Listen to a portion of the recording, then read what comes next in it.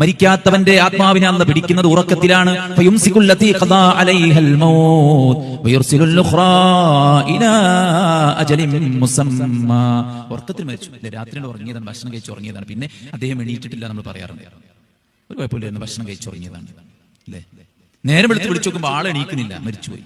അല്ലാഹ് ഉറക്കത്തിൽ പിടിക്കണം എന്ന് ആഗ്രഹിക്കുന്ന ഉദ്ദേശിച്ച ആൾക്കാരെ അത് ഉറക്കത്തിൽ പിടിക്കും. അതുകൊണ്ടാണ് സഹോദരന്മാരെ പറയണത് വെച്ചാൽ, ഈ ഉറങ്ങണ നേരത്ത് ഒതുവെടുത്ത് പ്രാർത്ഥിച്ച് ദിക്റൊക്കെ ചൊല്ലി വലത് ചെരിഞ്ഞ് കിടക്കുക എന്നുള്ളത് ഒരു ചെറിയൊരു ടാസ്ക് ആണ്. പ്രത്യേകിച്ച് നമ്മൾ നന്നായിട്ട് ഭക്ഷണമൊക്കെ കഴിച്ച് ലേറ്റായി ഉറങ്ങുമ്പോൾ പിന്നെ നേരം ഇട്ട് വെട്ടിയിട്ട പോലെ വീഴുക ചെയ്യാം.